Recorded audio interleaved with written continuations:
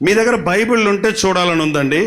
నాకు ఇదో పని అయింది. ఏ ఊరు వెళ్ళినా దేవుని బిడ్డల బైబిల్ అన్నీ చూపించాలని ఆశపడుతుంటాను.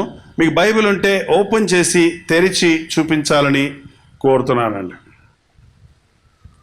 అది ఇంగ్లీష్ అయినా, తెలుగు అయినా, తమిళ అయినా, మరే భాష అయినా పర్వాలేదు, కానీ బైబిలే. మరి చాలామంది దగ్గర లేవు. ఓకే అన్నా కానీ దింపలేదండి. అర్జెంటుగా బైబిల్ లేని వాళ్ళు బైబిల్ కొనుక్కోండి. ఇంటికి ఒక బైబిల్ కాదు, మనిషికి ఒక బైబిల్ ఉండాలి. మీ ఇంట్లో 10 మంది ఉంటే ఎన్ని బైబిల్ ఉండాలి? 10 బైబిల్ ఉండాలి. ఏంటండి? దిప్పేకండి, కూర్చోపోయండి. బైబిల్ మనం మోస్తే బైబిల్ మనల్ని మోస్తుందట. బైబిల్ నీ దగ్గర ఉంటే పాపం నీకు దూరంగా ఉంటుందట. పాపం నీ దగ్గర ఉంటే బైబిల్ నీకు దూరంగా ఉంటుందట. ఏంటండి? భక్సింగ్ గారు అనే దైవజనుడు నేర్పించాడు, ప్రతి క్రైస్తవుడి చేతిలో బైబిల్ ఉండాలి. డాక్టర్ గారి చేతిలో స్టెతస్కోప్ ఉంటుంది, లాయర్ గారి చేతిలో నల్లకోట ఉంటుంది, ఇంజనీర్ చేతిలో ఏంటో ఇన్స్ట్రుమెంట్స్ ఉంటాయి. ఏంటండి? వ్యవసాయ చేతిలో కొడవలు ఉంటుంది, కత్తి ఉంటుంది, లేకపోతే కొడవలు ఉంటుంది, నాగలు ఉంటుంది. మరి క్రైస్తవుడి చేతిలో ఏముండాలి? సిగరెట్టా, బీడియా, చుట్టా, సారాయి బాట్ల, ఏముండాలి? బైబిల్ ఉండాలి. బైబిల్ మన చేతిలో ఉంటే చూసేవాళ్ళు మనం దేవుని బిడ్డలని గ్రహిస్తారు. దేవుని స్తోత్రం. దింపండి. మీరు కొంతమంది మైలేకపోతున్నారు. ఎఫెసీయులకు రాసిన పత్రిక 4వ అధ్యాయము 26 నుండి 32 వరకు చదువుతున్నాను. బైబిల్ ఉన్నవాళ్ళు చూడండి, లేని వాళ్ళు జాగ్రత్తగా వినండి.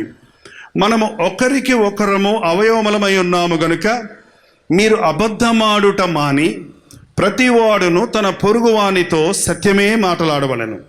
కోపపడుడి గాని పాపము చేయకుడి.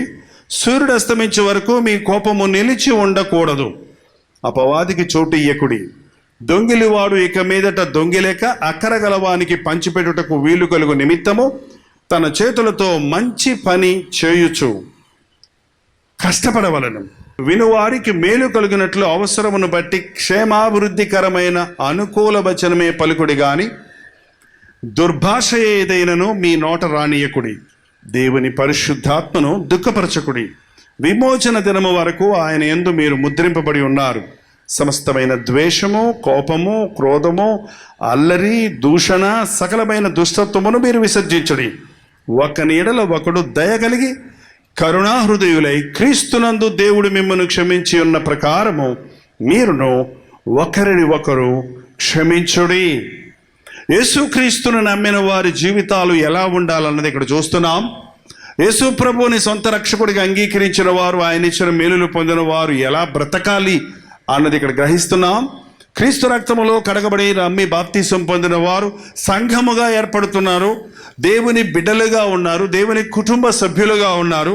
అలాగూ దేవుని కుటుంబ సభ్యులుగా సంఘముగా ఏర్పడిన మనం ఎలా బ్రతకాలి అన్నది మనం ఇక్కడ గమనిస్తూ ఉన్నాం. లోకంలో ఉన్న మనుష్యులలాగా మనం ఉంటే ప్రభువును నమ్ముకోవడం వృధాయే. నేను యేసు ప్రభు బిడ్డనని చెప్పి అందరిలాగే అబద్ధాలు చెప్తూ, అందరిలాగే కోపతాపాలకు చోటిస్తూ, అందరిలాగే పాపాలు చేస్తూ, అందరిలాగే ఇష్టానుసారంగా జీవిస్తూ దురభ్యాసాలకు బానిసగా ఉండిన వాడైతే వాడు పేరుకు మాత్రమే క్రైస్తవుడు, కానీ వాడు నిజ క్రైస్తవుడు కానే కాడు. మన తాత ముత్తాతలు క్రైస్తవులైనందు వలన మనం క్రైస్తవులు అయిపోతాము అనుకోవటం అజ్ఞానం.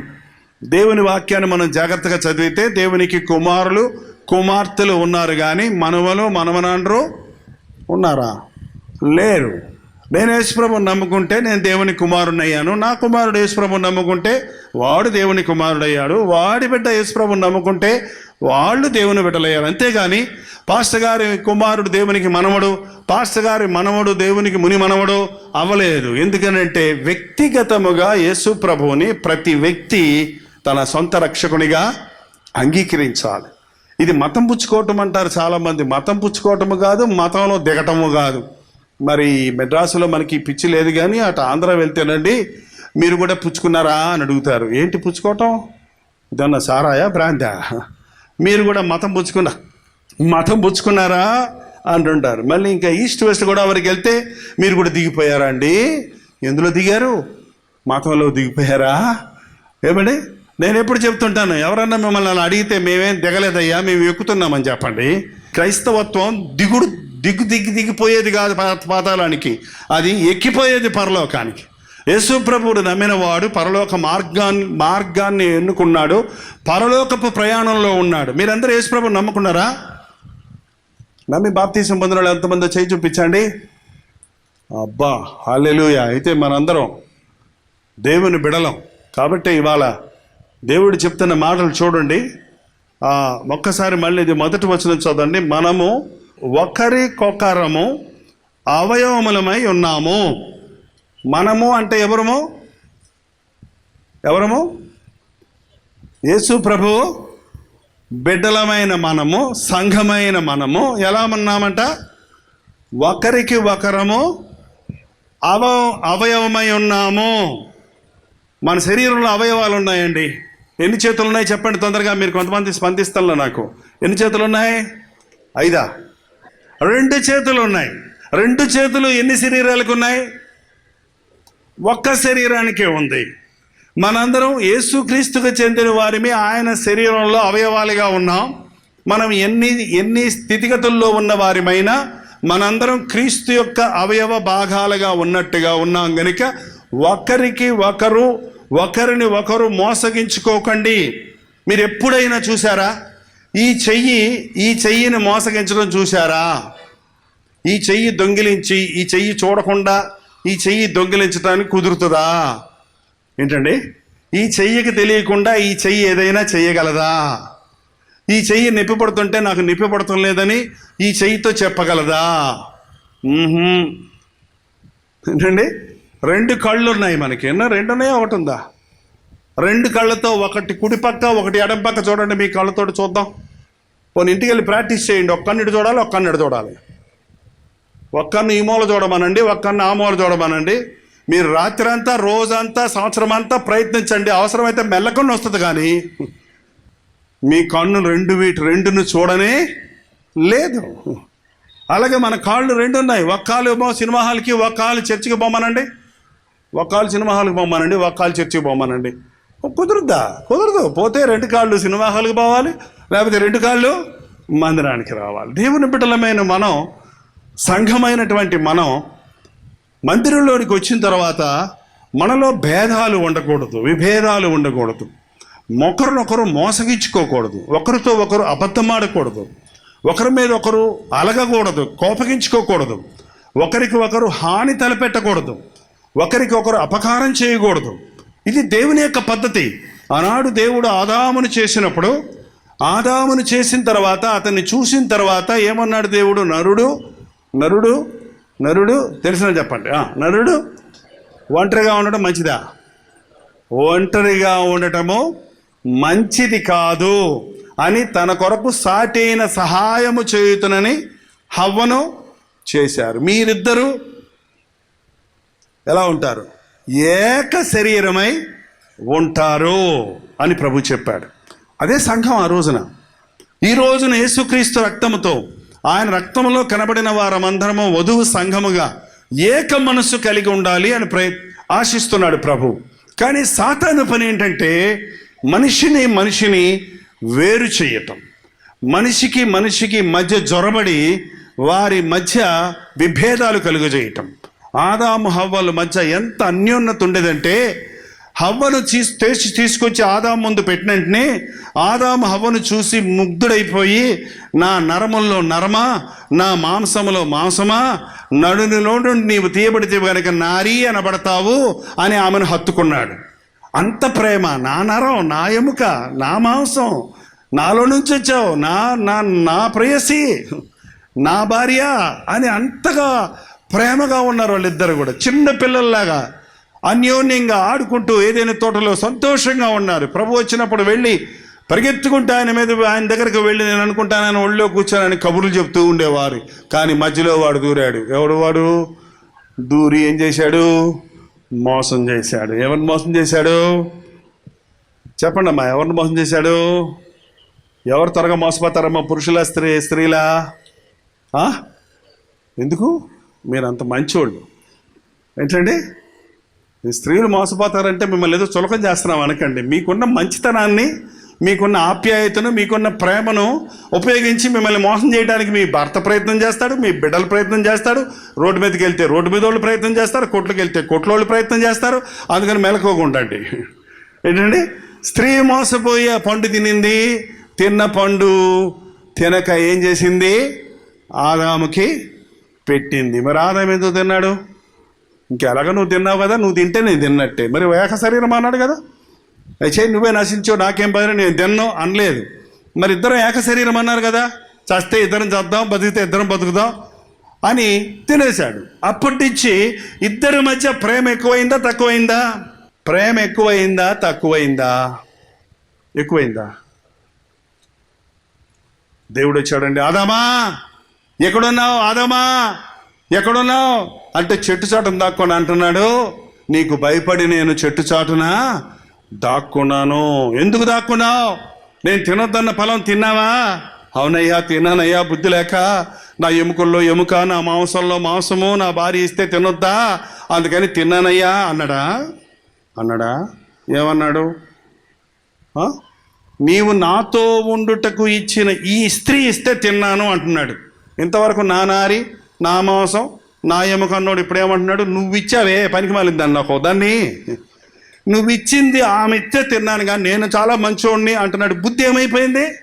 ఇంకా ఏకత్వం లేదు. ఈ రోజు వరకు భార్యాభర్తల్లో చూడండి, భార్యాభర్తల్లో ఎత్తు పొడుచుకోవటాలు, దెప్పి పొడుచుకోవటాలు, తిట్టుకోవటాలు, కొట్టుకోవటాలు, ఈ రోజు వరకు లేని కుటుంబం ఉందంటే అది ఎవరో ఎక్కడో క్రీస్తు రక్తంలో కడగబడిన వాళ్ళు అన్నమాట. ఏమంటే క్రైస్తవుల కుటుంబాల్లోనే సాతాను ఎక్కువ జోరుతాడు. మీరు అనుకోవద్దు, మీరు విశ్వాసిని కదా అనుకోను, మాకేం గొడవలు ఉండవు అనుకోవద్దు. మీ సమాధానం పడి చేయటం వాడి పని. సాతాను చచ్చిన వాళ్ళతో పని లేదు, పాపంలో ఉన్న వాళ్ళతో ఎప్పుడూ నాకే చెందిన వాళ్ళు, నిండా మునిగిన వాళ్ళు, ఇక ఎప్పటికైనా నా రాజ్యానికి వచ్చేవాళ్ళు. ఇదిగో యేసయ్య కోసం బ్రతకాలని, మనసాక్షిని కాపాడుకోవాలని, దేవుని కొరకు పరిశుద్ధంగా బ్రతకాలని, ఆయన సాక్షులుగా బ్రతకాలని ఆశపడే వాళ్ళు ఉంటారు చూడండి, వాళ్ళ వెంటనే సాతాను పడతాడు. అలాంటి కుటుంబాల్లో చిచ్చు పెడుతున్నాడండి. ఇక్కడ కూర్చున్న మీ అందరి కుటుంబాల్లో భార్యాభర్తలు ఏక దృక్పథంలో ఉన్నారో నాకు తెలియదు, కానీ ఏదైనా ఏ విషయంలోనైనా భార్యాభర్తలు ఏక మనస్కులై ఉంటున్నారో, ఒక ఇల్లు కొందామంటే సరేనండి, లేదు వద్దండి, సరే వద్దంటే వద్దమ్మా. నేను బైక్ కొనుక్కోవాలి, వద్దండి, సరే వద్దమ్మా. నేను చీర కొనుక్కోవాలండి, చీరద్దు ఏమవుతుంది బా నరవి, సరేనండి కొనుక్కోవాలండి. నువ్వు కొనకపోతే నేను కొనుక్కుంటా, మా అమ్మగారింటికి వెళ్ళి కొనుక్కుంటా, నేను చీటు కట్టు కొనుక్కుంటా, నేను చేసుకున్నందుకు చీర కూడా కొనవు అని ఇంక తిట్టుకుంటా కూర్చుంటారా? సరేనండి, ఓకేనండి అనే వాళ్ళు ఎంతమంది ఉన్నారు చూడండి.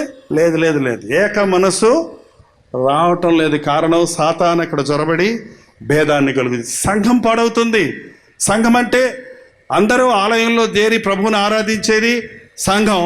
మన కుటుంబమే ఒక సంఘం. ప్రతి ఇంటిలో భార్య భర్త, ప్రతి భర్త ఒక యాజకుడు, ప్రతి భర్త ఒక యాజకుడిగా తన యజమానిగా తన ఇంటిలో ఉన్న బిడ్డల్ని, భార్యను కూర్చోబెట్టి ప్రార్థించాలి, కుటుంబ ప్రార్థన చేయాలి. కానీ కుటుంబాల్లో ఇది నాన్న యజమానుడు రోడ్ల మీద తిరిగేవాడుగా ఉన్నాడు.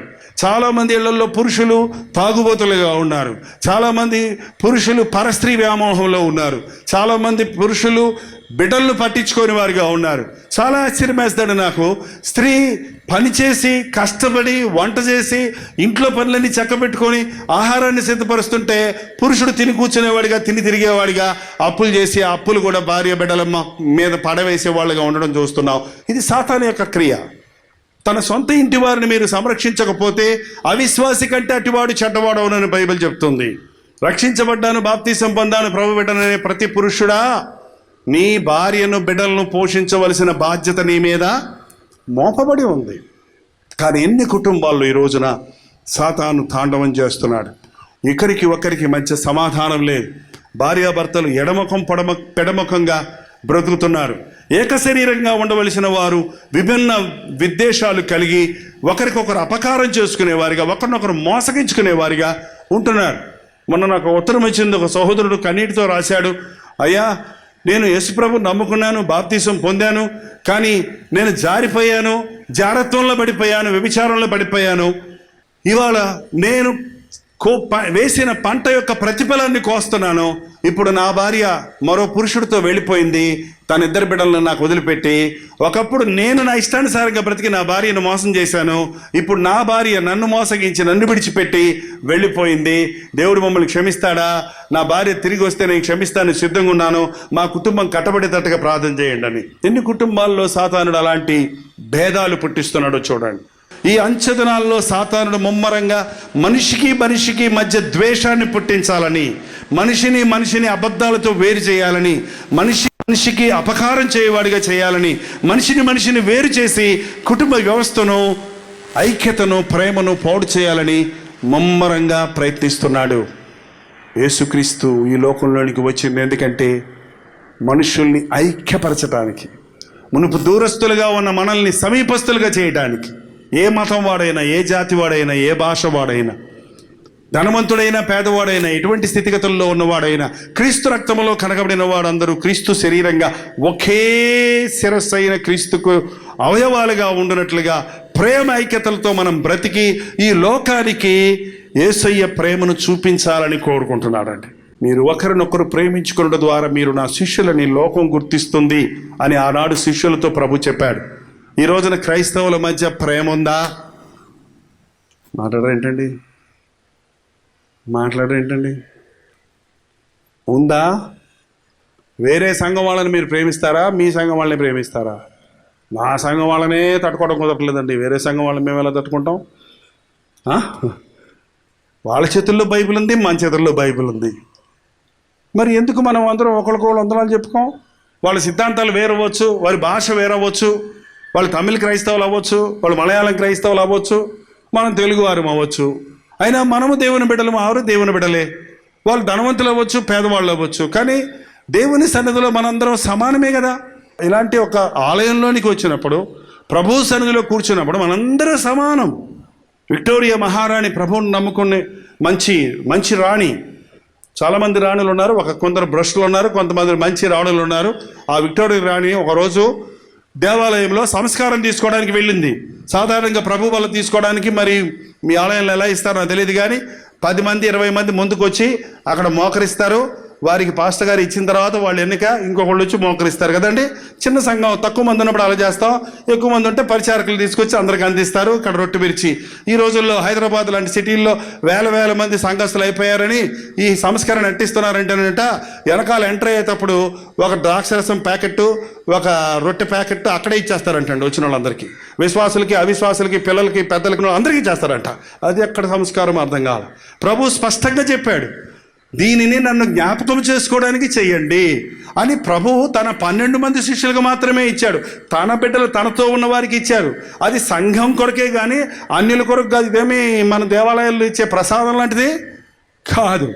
ఈ విక్టోరియా మహారాణి వచ్చి అంత పెద్ద రాణి అయినా అందరితో పాటు మోకరించింది.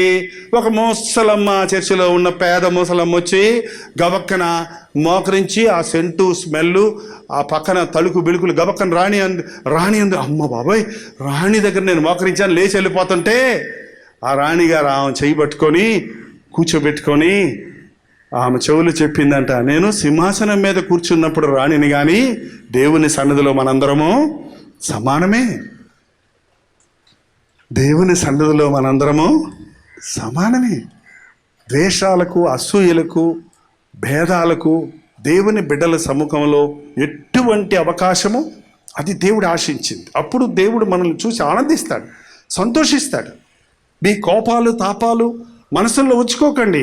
మనకి మనుషులు అన్నాక ఒకరికొకరు ఏదో తెలుసో తెలియకో కొన్నిసార్లు వారికి ఇబ్బంది కలుగు చేస్తాం, వారిని బాధ పెడతాం. తెలియకుండా మనం మాట్లాడిన మాటలు వాళ్ళకి హాని కలుగుతాయి. అలాంటి సమయాల్లో దాన్ని క్షమించమని అడిగి సరిచేసుకోవాలే కానీ కోపాన్ని మనసులో ఉంచుకోకూడదు. అందరూ వింటున్నారండి? ఎంతమంది నాకు కోపం వస్తుందండి అంటారో చేయి చూపిస్తారా? అసలు మిగిలిన వాళ్ళ కోపమే రాదా? బతికే ఉన్నారా? నేను కలకత్తాలో ఒక మీటింగ్ జరుగుతుందండి, చిన్న హాల్లో. కోపం గురించే చెప్తున్నాను.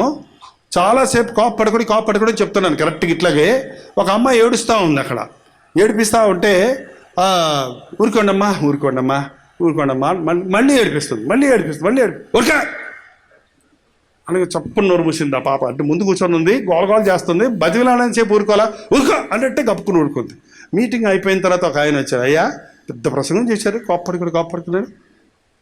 అంత కోపం వచ్చిందే, పెళ్ళి చిన్న పిల్లలు చేస్తుంది, అంత కోపం వచ్చిందే అంటే అప్పుడు నేను ఆలోచన చేశాను. అంటే కోపపడుడి అని ఉంది కదా, అంటే కోపమే రాదండి అని ఎవరన్నా నా నోట్లో సిగరెట్ తీసి పెడుతుంటే వద్దయ్యా వాళ్ళు పెట్టేసి వెలిగిస్తుంటే వద్దయ్యా అంటే లేదు సార్ ఈ బ్రాందీ కూడా తాగండి, బ్రాందీ కూడా వద్దయ్యా అంట కుదిరితే దానికి మాట్లాడా నేను అనొద్దా. పాపము విషయములో కోపపడుని కానీ పాపము చేయకడన్న విషయంలో పాపము విషయములో తప్ప మరి దేని విషయంలో మీరు కోప్పడకడు. పాపం విషయంలో కోప్పడాలి. యేసుప్రభు కోపం వచ్చిందా రాలేదా? 2 సార్లు వచ్చింది కోపం ఆయనకి. చిన్నపిల్లల్ని ఆయన దగ్గర తీసుకురావడానికి ఆటంకపరుస్తుంటే శిష్యుల మీద కోపపడి ఆ పిల్లలు నా దగ్గర రానివ్వండి, ఇలాంటి వాడిదే దేవుని రాజ్యము అన్నాడు. దేవాలయాన్ని వ్యాపారపు గృహంగా చేస్తే కొరడ తీసుకొని తరిమి కొట్టి ఆయన కోపంతో రౌద్రంతో ఆ మందిరాన్ని పరిశుద్ధపరిచాడు. అంతే. ఆయన్ని కొట్టారనో ఆయన్ని తిట్టారనో ఆయన కోపడలేదు, కానీ దేవుని విషయాల్లో, పరిశుద్ధత విషయాల్లో, దేవుని రాజ్యం కట్టబడే విషయంలో ఆటంకాలు కలిగినప్పుడు కోపపడ్డాడు. కాబట్టి కోపం లేదనే వాళ్ళు మీరు అసలు నా మాటలు వింటున్నారా వింటలేదని నాకు అర్థం కావట్లేదు. సరే, మీ కోపం లేదు కదా, ఇంటికి వెళ్ళేటప్పటికి మీ కోపం వస్తుంది చూడండి. సైతాన్ గారు రెడీగా ఉంటాడు, ఏం చెప్పావు నువ్వు అని. నాకు సోదరుడు చెప్పాడు, నాకు కోపం రాదండి, నాకు ఊరికే కోపం రాదండి, ఎవరైనా నా జోలికి వస్తే మాత్రం వచ్చుద్దంట. అంటే తాచుపామును బొట్టలో పెట్టినప్పుడు మీరు ఎప్పుడైనా చూసారా? ఎలా పడుకుంటుంది చెప్పండి? ఎంత చక్కగా అమాయకంగా పడుకుంటుంది. అలా ఆ బుట్ట మూత తీసిన కూడా ఏమంది, అలాగే ముడుచుకొని పడుకుంటుంది.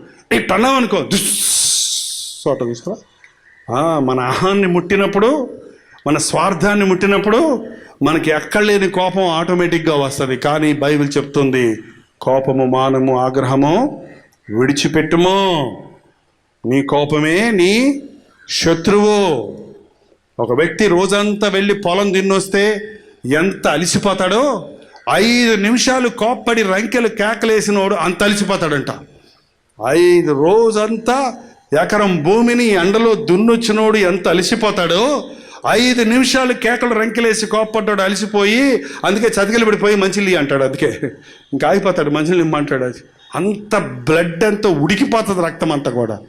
కోపపడకూడదు. దేవుని బిడ్డలమైన మనం ఒకరినొకరు సహించుకోవాలి, ఒకరినొకరు ఓర్చుకోవాలి, ఒకరినొకరు ప్రేమించాలి, ఒకరి కొరకు ఒకరు బ్రతకాలి, ఒకరి యందు ఒకరు ఆనందించాలి. నీకంటే నీ పక్క వాళ్ళు బాగుంటే సంతోషించు. నీ బిడ్డలు నీకంటే మరొకరి బిడ్డలు మంచి వస్త్రాలు వేసుకుంటే ఆనందించు. మరొకరి బిడ్డలు పాస్ అయ్యి మీ బిడ్డ పాస్ అవ్వకపోతే ఏం చేయాలి? ఆనందించండి, కనీసం మీ బిడ్డన్నా పాస్ అయ్యాడని. కానీ ఈరోజు చూడండి, వాళ్ళ బిడ్డ ఎందుకు పాస్ అవ్వాలి, మా బిడ్డ ఎందుకు పాస్ అవ్వలేదు. నేను పల్లెటూరులో కూడా సేవ చేశానండి 1984 సంవత్సరంలో. ఆ ప్రాంతంలో సేవ చేస్తున్నప్పుడు ఒకరోజు ఒక విశ్వాసి పరిగెత్తుకుంటూ నా దగ్గరకు వచ్చింది. పాస్టర్ గారు చెప్పండి అంది. ఏంటమ్మా చెప్పేదంటే, చెప్పండి మీరు, నేను మా పక్కింటామా ఒక్కసారే బాప్తీసం తీసుకున్నామా లేదా? అవునమ్మా తీసుకున్నారు. మీరే కదా ఇచ్చారు? అవునమ్మా నేనే ఇచ్చాను. ఇప్పుడు ఏంటి? మేమిద్దరం చర్చికి వస్తున్నాం కదండి? అవును వస్తున్నారు. ఇప్పుడు ఏంటమ్మా? మేమిద్దరం కోళ్ళు కొనుక్కున్నామండి. వాళ్ళ కోళ్ళు గుడ్డు పెట్టేస్తుంది, మా కోడి గుడ్డు పెట్టలేదు. ఎందుకు చెప్పండి?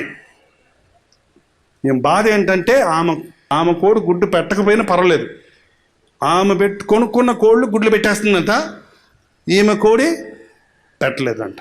ఎందుకు పెట్టలేదు చెప్పమంటుంది. ఏం చెప్పాలి ఇప్పుడు? ఏంటేం బాధ? వాళ్ళు బాగున్నారు, వాళ్ళకి ఎందుకు వాళ్ళ కోడి ఎందుకు గుడ్లు పెట్టేయాలి, నాకెందుకు జరగలేదు అని ఒక విధమైన ఉద్రేకంతో, కోపంతో ఉంటున్నారు. మీరు ఎప్పుడైనా కోపం వచ్చినప్పుడు మీ ముఖం చూసుకున్నారా? ఈసారి అర్జెంటుగా మీరు కోపం వచ్చి కేకలేస్తుంటే మీ ఇంట్లో నాన్న కానీ అమ్మ కానీ ఏమండి ఎవరైనా సరే మీరు ఏమనొద్దు, ప్రశాంతంగా ఉండి ఓ మంచి పెద్ద అద్దం తీసుకొచ్చి వాళ్ళ ముందు పెట్టండి. అంతే. అట్లప్పుడు చూసుకునేవండి ఆ మొహం, గుడ్లు, ఆ కళ్ళు, ఆ మొహం కందిపోయి వికృతంగా ఉన్న మొహం చూసుకొని వెంటనే నవ్వేస్తాడు. మీరేం చెప్పక్కర్లే అంటాడు. ఎందుకంటే కోపం వచ్చినప్పుడు వాడి మొహం వాడే చూసుకోలేడు. ఎందుకంటే కోపం మనల్ని సైతాన్లాగా చూపిస్తుందండి. ప్రశాంతత నీలో ఉంటే, శాంతం నీవు కలిగి ఉంటే, ప్రేమ నువ్వు కలిగి ఉంటే యేసయ్య నీ ముఖంలో నువ్వు చూపించగలుగుతావు. బైబిల్ చెప్తుంది, మనం క్రీస్తుకు ఆలయంగా ఉన్నాం గనుక ఒకరితో ఒకరు అబద్ధమాడకండి, ఒకరి మీద ఒకరు కోపం ఉంచుకోకండి, అపవాదికి చోటు ఇయ్యకుడి. ఎవడండి అపవాది? ఎవడో తెలిసిన వాళ్ళు ఎవరో చేయి చూపించండి. ఏంటో దేనికి చేయి చూపిస్తారా మీరు? కొంతమంది ఉన్నారండి. మీ ఫ్రెండా, మీ ఎనిమియా? వాడు మీ స్నేహితుడా, మీకు విరోధా? బైబిల్ చెప్తుంది, మీ విరోధి అయిన అపవాది. యేసు ప్రభువును మనం ఎరిగిన తర్వాత వాడు మన విరోధి, వాడు మన ఓల్డ్ ఫ్రెండ్. ఎవడాడు? మొదట్లో వాడే మన ఫ్రెండ్ ఏంటండి. కానీ ప్రభువుని ఎరిగిన తర్వాత వాడికి మనకి ఎటువంటి సంబంధమిక లేదు. వాడికి సంధి వద్దు అసలే. అపవాదికి చోటు ఇయ్యకుడు. ఎక్కడ కోపం ఉంటుందో, ఎక్కడ అల్లరి ఉంటుందో, ఎక్కడ ద్వేషం ఉంటుందో, ఎక్కడ అబద్ధం ఉంటుందో వాడు అక్కడ ప్రత్యక్షమవుతాడు, వాడు అక్కడ జ్వరపడతాడు. అందుకని చోటే ఇవ్వద్దు అన్న విషయాన్ని ప్రభు హెచ్చరిస్తున్నాడు. అంతేకాకుండా ఈ అంచెదినాల్లో సాతానుడు ముమ్మరంగా మనిషికి మధ్య ద్వేషాన్ని పుట్టించాలని, మనిషిని అబద్ధాలతో వేరు చేయాలని, మనిషికి అపకారం చేయవాడిగా చేయాలని, మనిషిని వేరు చేసి కుటుంబ వ్యవస్థను, ఐక్యతను, ప్రేమను పాడు చేయాలని ముమ్మరంగా ప్రయత్నిస్తున్నాడు. యేసుక్రీస్తు ఈ లోకంలోనికి వచ్చింది ఎందుకంటే మనుషుల్ని ఐక్యపరచడానికి, మునుపు దూరస్తులుగా ఉన్న మనల్ని సమీపస్తులుగా చేయడానికి. ఏ మతం వాడైనా, ఏ జాతి వాడైనా, ఏ భాష వాడైనా, ధనవంతుడైనా పేదవాడైనా, ఎటువంటి స్థితిగతుల్లో ఉన్నవాడైనా, క్రీస్తు రక్తములో కనగబడిన వాడందరూ క్రీస్తు శరీరంగా ఒకే శిరస్సు అయిన క్రీస్తుకు అవయవాలుగా ఉండునట్లుగా ప్రేమ ఐక్యతలతో మనం బ్రతికి ఈ లోకానికి యేసయ్య ప్రేమను చూపించాలని కోరుకుంటున్నాడండి. దయచేసి అందరు తల వంచి ఒక్క నిమిషం ప్రార్థన చేసుకుందాం. నిజం చెప్పండి, మీరు అబద్ధం ఆడటం లేదా? నిజం చెప్పండి, మీరు కోపపడటం లేదా? నిజం చెప్పండి, రాత్రి కోపము, ద్వేషం మీ హృదయాల్లో లేదా? ప్రభు నీ హృదయాన్ని చూస్తున్నాడు. నిజమే నాయన, నాకు కోపం ఎక్కువే, చీటికి మాటికి కోపడుతున్నాను, అనవసరంగా కోపడుతున్నాను, కోపాన్ని మనసులోనే ఉంచుకుంటున్నాను, నన్ను క్షమించు నాయన అని ప్రభుతో చెప్పండి. నిజమే, ఎన్నోసార్లు అనవసరంగా అబద్ధాలు చెప్తున్నాను, ఎన్నోసార్లు అబద్ధాన్ని దాస్తున్నాను, అబద్ధాన్ని బ్రతుకుతున్నానయ్యా. నా జీవితంలో నాయన నిన్ను వెంబడించాలని ఆశిస్తున్నాను. యథార్థత నాకు దయచేయి నాయన. నిజ జీవితంలో సత్యవంతుడిగా నేను బ్రతుకుటకు సహాయం చేయి. ప్రభు బిడ్డగా బ్రతుకుటకు సహాయం చేయను. చిన్న ప్రార్థన చేయండి. ప్రార్థన. పరిశుద్ధుడా, ప్రేమగల తండ్రి, ఈ రాత్రి సమయంలో నీ నామములో మేమందరము కూడి రావడానికి నీకు స్తుతులు చెల్లిస్తున్నామయ్యా. ఈ సంఘం మరింత ఐక్యతలో, మరింత ప్రేమలో, మరింత ప్రార్థనలో వర్ధిల్లినట్లుగా సహాయం చేయము. మేమందరము క్రీస్తు రక్తంలో కడగబడిన వారిగా, ప్రేమ కలిగిన వారిగా, దయాహృదయులుగా, ఒకరిని ఒకరు ప్రేమించుకున్నటకు, ఒకరికి ఒకరు సహాయము చేయుటకు, ఒకరికి ఒకరు అపకారము చేయకుండా మేమందరము వర్ధిల్లుటకు సహాయం చేయము. ఎవరిలో ఉన్న ప్రతి ఒక్కరి కోసం నీ సందులో ప్రార్థిస్తున్నాం. ఏ ఇంటిలో కోపం ఉందో, ఏ ఇంటిలో పాపం ఉందో, ఏ ఇంటిలో, ఏ హృదయములో నీకు వ్యతిరేకమైన దోషములు ఉన్నాయో అట్టి వారిని ఈ సమయంలో దర్శించిన ఆయన. పాపం వల్ల వచ్చిన కీడును, శాపాన్ని కొట్టివేయి తండ్రి. జబ్బులతో, అనారోగ్య పరిస్థితుల్లో బాధపడుతున్న వారిని నీవు పొందిన దెబ్బల ద్వారా ఉన్న స్వస్థత కలుగజేయి నాయన. నీ నామములో ఉన్న విమోచనను, నీ ఆశీర్వాదమును ఈ రాత్రి కూడి వచ్చిన మాకందరికీ అనుగ్రహించమని యేసు క్రీస్తు నామములో అడుగుచున్నాము తండ్రి. ఆమేన్.